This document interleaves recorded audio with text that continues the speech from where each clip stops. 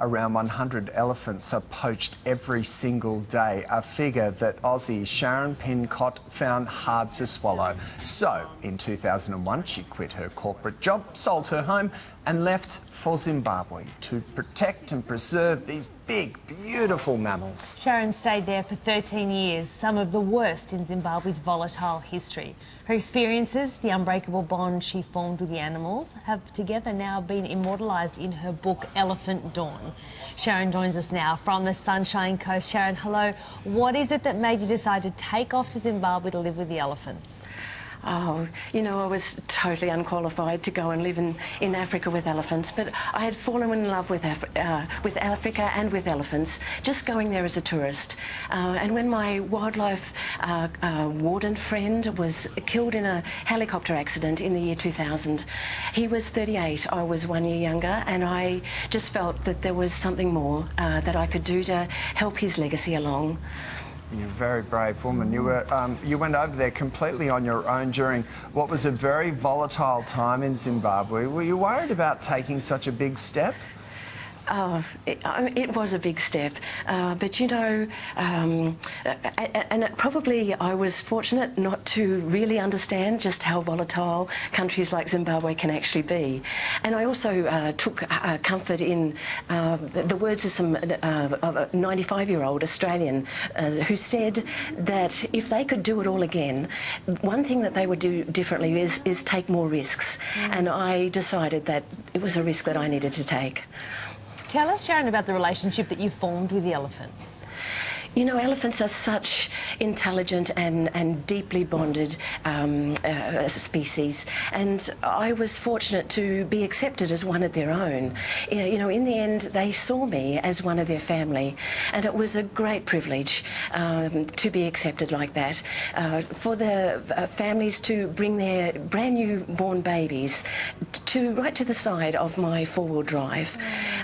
It was just an incredible thing. Over time, I didn't ever set out to touch a wild, free-roaming elephant, but it just happened like that, where I could rub the trunk of an elephant. Not that I wanted to necessarily touch a wild 4 to 6 ton elephant, but it was just a extension of the trust and the bond that was formed, and it was just, you know, rubbing a trunk was just like a handshake.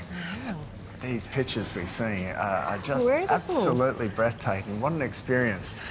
Explain to us, when an elephant is poached, what effect does it have on their family?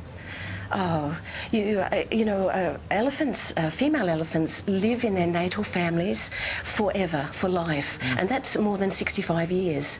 So when something happens to especially a high-ranking female, the effect is devastating on that family, and poaching is such a big concern in Africa at the moment.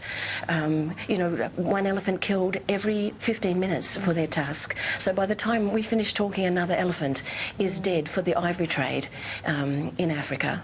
Sharon, you copped quite a bit of backlash for your work over there. You also got some death threats. Were you ever scared for your safety, scared for your life?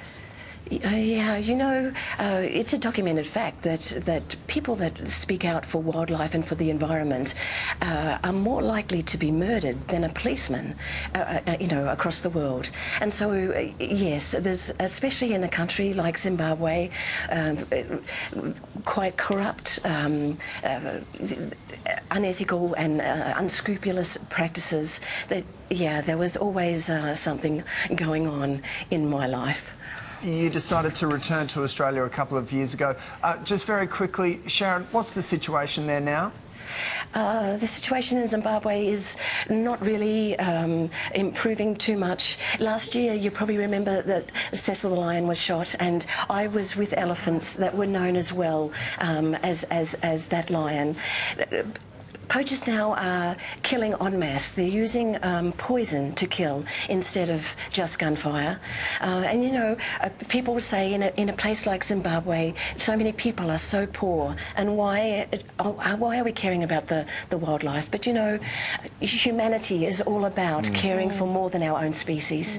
And I think we need to take some time and make some time to notice what's happening to our iconic species across the the world.